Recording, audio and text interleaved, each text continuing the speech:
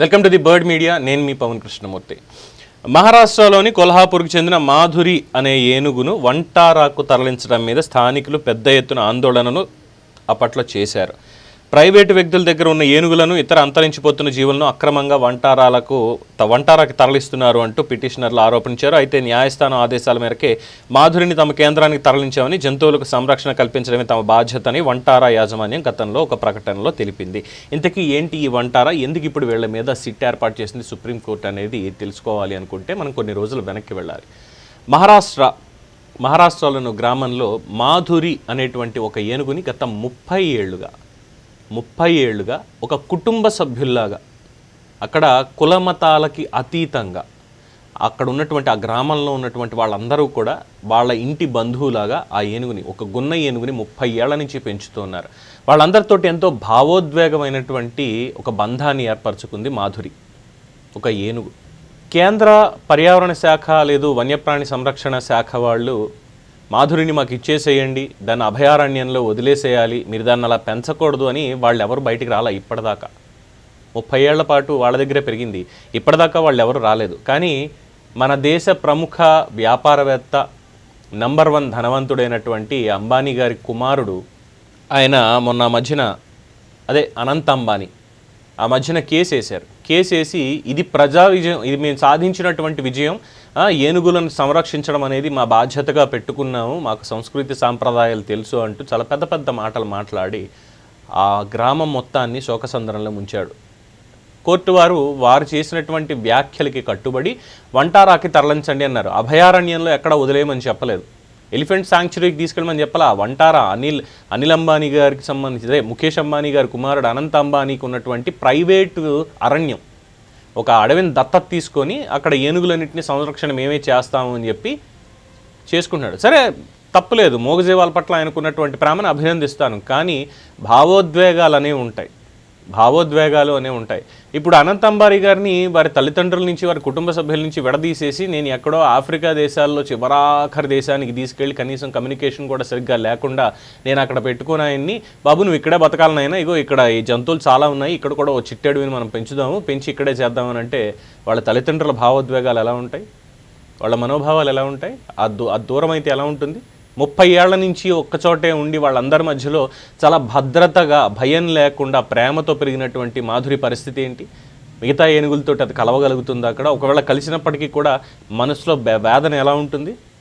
ఎందుకంటే ఒక వన్యప్రేమికుడిగా, జంతు ప్రేమికుడిగా నాకు తెలుసు, నా వ్యక్తిగతంగా నేను 10 ఏళ్ల పాటు పెంచుకున్నటువంటి కుక్క పిల్లని నాకున్నటువంటి కొన్ని పరిమితుల దృష్ట్యా, ఇంట్లో ఉండేటువంటి వాళ్ళ అనారోగ్య కారణాల దృష్ట్యా నేనే ఎక్కడో ఒక చోట వదిలేసాను, ఒక షెల్టర్లో వదిలేసుకున్నాను. నాకు తెలుసు నేను ఎంత పెయిన్ అనుభవిస్తున్నాను అనేది. సో ఆ గ్రామ ప్రజలకు ఎలా ఉంటుంది మరి అప్పుడు? 30 ఏళ్ల పాటు పెంచుకున్నటువంటి వ్యక్తులకి, ముస్లింలు ఉన్నారు, అందరూ ఉన్నారు, అన్ని మతాల వాళ్ళు ఉన్నారు. ఏనుగు కంటి నీరు పెట్టింది, అక్కడి నుంచి వదిలి వచ్చేస్తూ ఏనుగు కన్నీరు పెట్టిందండి మాధురి అనేటువంటి ఏనుగు. సరే, వంటారాకి విజయవంతంగా తీసుకొచ్చామని వన్యప్రాణి శాఖ అధికారులు ఒక వీడియో రిలీజ్ చేశారు. అందులో ఏదో ఉల్లాసంగా ఉన్నట్టయితే నాకు కనిపించలేదు, ఉల్లాసంగా ఉన్నట్టు నాకైతే కనిపించలేదు. పోనీ మాధురిని ఆ గ్రామ ప్రజలు మహారాష్ట్రలో ఏమన్నా గొలుసులతో బంధించి ఉంచారా? ఎవరి మీదన్నా 30 ఏళ్లలో ఎవరి మీదైనా దాడి చేసిందా నిజంగానే అలా తీసుకెళ్ళి అడవిలో వదిలేసేయడానికి? అంటే అటువంటి దాఖలా ఏం లేదు. వాళ్ళని వదలలేక కన్నీళ్లు పెట్టుకుంది. గ్రామం మొత్తం కూడా కన్నీళ్లు పెట్టుకుంది వెళ్ళిపోతున్నందుకు. కానీ వాళ్ళు బలవంతులు కాదు, డబ్బు దశకం ఉన్నటువంటి వాళ్ళు కాదు. ఒక పెద్ద లాయర్లను పెట్టుకొని పర్వాలేదు ఎన్నేళ్ళైనా సరే కేసును నడిపించండి, ఎట్టి పరిస్థితుల్లో మాధురి మన దగ్గరే ఉండాలి అని చెప్పి పోరాడడానికి వాళ్ళ దగ్గర ఏమీ లేవు. మన ప్రజల సపోర్టు, మీడియా సపోర్ట్ ఏమైనా వాళ్ళకి వచ్చిందా అంటే, అంబానీతో పోటీ పడేవాడు, అంబానీని ఢీకొట్టేవాడు ఎవడుంటాడండి భారతదేశంలో? ఎవడు మాట్లాడగలుగుతాడు? ఆయనకి ప్రధానమంత్రి దగ్గర నుంచి మొత్తం అన్ని రాష్ట్రాల ముఖ్యమంత్రులు కూడా ఆయన మిత్రులు, సన్నిహితులే. అధికారులందరూ ఆయనకు చెప్పు చేతల్లో పనిచేసేటువంటి వాళ్ళే. అలాంటి ఆయనకి ఎదురు చెప్పి నిలిచేటువంటి దమ్ము, ధైర్యం అడగని ఉంటుందా భారతదేశంలో? అలాంటి అంబానీ గారి కొడుకు అనంత్ అంబానీ అంటే ఇంకెంత యువరాజు. ఆయన కావాలనుకుంటే ఆయన ఇష్టం. ప్రైవేట్ వ్యక్తులు అంటే, ప్రైవేట్ వ్యక్తి అంటే ఇప్పుడు నేను ఎక్కడి నుంచో ఒక మంచి చిలకని తెచ్చి పెంచుకుంటున్నాను, మకావు లాంటిదో లేదంటే ఇంకో ఎగ్జాటిక్ పెట్టేదని తెచ్చి పెంచుకుంటున్నా, ఆయనకి కనుకుట్టింది లేదు ఇగో ఇలాంటి వాళ్ళు ఇలా పెంచడానికి వీల్లేదు, వాళ్ళకి పెంచడం తెలియదు, వన్యప్రాణులన్నీ కూడా ఇలా పక్షులు కానీ మిగతా కానీ ఇలాగే ఉండాలని చెప్పి తీసుకొచ్చాడు వంటారకని కేసేస్తాడు. నాకు లాయర్ని పెట్టుకునే దిక్కు కూడా లేదు. నా చిలక్కి నేను తిండి పెట్టుకోవడానికే నేను కష్టపడి పెంచుకుంటూ ఉంటాను దాన్ని, నాకు లాయర్ని పెట్టుకునే దిక్కు ఉండదు. సో కోర్టు నాకు వాళ్ళకి అనుకూలంగా తీర్పిస్తుంది, ఎస్ మీ వీళ్ళ దగ్గర పెరిగేటువంటి అవకాశం లేదు కాబట్టి ఇచ్చేసేయండి అని. వాళ్ళు తీసుకెళ్ళిపోతారు, నేను ఏడవాలి, అంతే కదా. సో ఇదే జరుగుతోంది అని చెప్పి ఎన్నో పిటిషన్లు సోషల్ మీడియాలో దీని మీద కాజులు కూడా క్రియేట్ చేశారు, ఎంతోమంది ఓటేశారు. దానికి సంబంధించి సుప్రీంకోర్టు ఇప్పుడు సంచలన నిర్ణయం తీసుకుంది. ఏంటంటే మాజీ న్యాయమూర్తి జస్టిస్ చలమేశ్వర్ గారి నేతృత్వంలో ఒక స్పెషల్ ఇన్వెస్టిగేషన్ టీంని ఏర్పాటు చేసింది. సో దీంట్లో ఉత్తరాఖండ్, తెలంగాణ హైకోర్టుల మాజీ ప్రధాన న్యాయమూర్తి జస్టిస్ రాఘవేంద్ర చౌహాన్, ముంబై మాజీ police commissioner Hemant Nagrale, senior IRS అధికారి అనీష్ గుప్తా సభ్యులుగా ఉన్నారు. సో దేశ విదేశాల నుంచి ఏనుగులు సహా ఇతర జంతువుల్ని ఎలా సంపాదించారు, వన్యప్రాణి సంరక్షణ చట్టం 1972 అంతర్జాతీయ నిబంధనలను వీళ్ళు పాటించారా లేదా, జంతువులకు అందిస్తున్న వైద్య సదుపాయాలు, ఆర్థిక అవకతవకలు, మనీ లాండరింగ్ వంటి ఆరోపణల మీద ఈ సిట్ దర్యాప్తు చేస్తోంది. అంటే ఇక్కడ ప్రధానంగా ఈ మనీ లాండరింగ్ అని నాకు తెలియదు, కానీ దీనికి సంబంధించి నేను ఆలోచించలేను. కానీ ఇక్కడ దేశ విదేశాల నుంచి ఏనుగులు సహా ఇతర జంతువుల్ని ఎలా సంపాదించారు, మీరు కావాలనుకుంటే యూట్యూబ్లోనో డాక్యుమెంటరీలోనో వాళ్ళు పెడతారు, వంటారా ది అంబానీస్ ఫారెస్ట్ అని చెప్పి ఒకసారి డాక్యుమెంటరీ చూడండి. చాలా గర్వంగా తీసుకెళ్ళి చూపించాడు, మా సంస్కృతిలో ఏనుగుల్ని రక్షించాలి, ఏనుగుల్ని కాపాడాలి అని చెప్పి మాకు ఉంది, అందుకనే మేము ఏనుగులకి ఇలాగ ప్రత్యేకంగా ఒక అడవిని దత్తత తీసుకుని మేము ఇలా చేస్తున్నాం అని చెప్పి అన్నారు. ప్రైవేటు వ్యక్తులకి, అంటే డబ్బులున్నంత మాత్రాన ప్రైవేటు వ్యక్తులకి అడవిని దత్తత ఇచ్చేస్తారు, అలాగా ఇచ్చేస్తానంటే చెప్పండి. నేను మా ఊరి దగ్గర కూడా చాలా ఉన్నాయి కబ్జాలకు గురవుతున్నటువంటిది, మొత్తం వాటన్నిటికీ ఫెన్సింగ్ వేయించుకుని దాతల దగ్గర నుంచి సందాలు తీసుకునైనా అడవిని నేను కాపాడుకుంటా, ఇచ్చేస్తారా? సో దీనికి సమాధానం ఉండదు. సో ఇప్పుడు అందుకే సిట్టేశారు. ఈ వంటారా కేంద్రంలో జంతువులను అక్రమంగా నిర్బంధిస్తున్నారు. ఎస్, ఇప్పుడు మాధురిని వదిలేశారు అనుకోండి, మాధురిని అక్కడి నుంచి అలా వదిలేశారు, కట్టకుండా వదిలేశారు అనుకోండి, అది వాసన పసిగట్టుకుంటూ అయినా సరే మహారాష్ట్రలో ఉన్నటువంటి వాళ్ళ గ్రామానికి నడిచి వెళ్ళిపోతుంది. సో అక్కడ కట్టేసి ఉంచుతారు.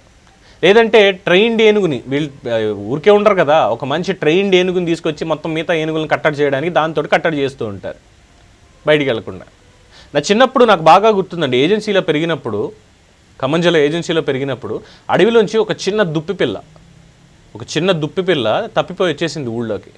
కుక్కలు వెంటబడుతుంటే రమేష్ అని చెప్పి మా ఓనర్ గారి దగ్గర పనిచేసే వాళ్ళ అబ్బాయి రమేష్ అని చెప్పి దాన్ని సాకాడు. దానికి రోజు పాలు పట్టడం, దానికి 3 కుక్కలు కాపలా, ఇంకెవరు దాని చుట్టూ వెళ్లకుండా అది ప్రశాంతంగా తిరుగుతూ ఉండాలి. ఎక్కడికి వెళ్ళినా సరే ఆ దుప్పి నీ ఇష్టం, మనం వెళ్ళిపో, నేను కట్టను నిన్నని చెప్పి చిన్నగా పెంచుకుంటూ వచ్చాడు. అడవిలోకి వెళ్ళిపోయినా లేదు గోదావరి దగ్గరికి వెళ్ళినా గడ్డి తినేసి వచ్చినా సరే చక్కగా వచ్చి మళ్ళీ ఇంటి దగ్గర పడుకునేది. అలాగే దాదాపుగా ఒక 6-7 ఏళ్ల పాటు వాళ్ళ ఇంట్లోనే పెరిగింది. సో అప్పటిదాకా ఉన్నటువంటి ఈవెన్ గార్డ్స్ కూడా పోన్లే దీన్ని అనవసరంగా అడవిలో ఉంటే ఎవడో ఒకడు ఇచ్చేస్తాడు, ఉచ్చులకి వేస్తాడు, ఇక్కడ పెరుగుతోంది కదా అని వాళ్ళు కూడా ప్రతిరోజు వచ్చి ఇన్స్పెక్షన్ చేసి ఎరా పెట్టావా తినడానికి లేదా అని చెప్పి అడిగి దాని బాగోగులు కనుక్కొని వెళ్ళేవాళ్ళు. వాళ్ళందరూ ట్రాన్స్ఫర్ అయిపోయారు. కొత్తగా వచ్చినటువంటి అధికారి గారికి రూల్స్ అండ్ రెగ్యులేషన్స్ బాగా చండసాసుండు అనమాట. అందుకని బాబు రమేష్ ఇలా పెంచడం కుదరదమ్మా అని చెప్పి వాళ్ళు తీసుకెళ్ళిపోయారు. దానికి ఎటువంటి ఆపద లేదు. దానికి 3 కుక్కలు కాపలా, అక్కడ ఉన్నటువంటి చుట్టుపక్కల వీళ్ళ పిల్లలు, మాది అక్కడికి ఆల్మోస్ట్ 3 కిలోమీటర్ల దూరం అయినా నేను స్కూల్కి వెళ్ళేటప్పుడల్లా వెళ్ళి దాన్ని సాకేవాడిని. అలా నేను తీసుకొచ్చి అడవిలోకి వెళ్ళి వేటాడి నేను ఇంట్లో పెట్టుకుని తెచ్చి పెంచుకుంటాను అంటే అది నేరం అవుతుంది, నిజంగానే అక్రమంగా నిర్బంధించడం అవుతుంది. స్వేచ్ఛగా వదిలేసి అది నా ఇంట్లో పెరుగుతుంది అంటే నేను ఎందుకు కాదనాలి దాన్ని? అది నాతో పాటు ఈ భూమి మీద జీవించేటువంటి ఒక జీవి. ఎన్నో ఉన్నాయి అలాగా. సరే, విదేశాల్లో ఉన్నటువంటి చట్టాలు వీటితోటి వాళ్ళు పులుల్ని పెంచుకుంటారు, సింహాలను పెంచుకుంటారు.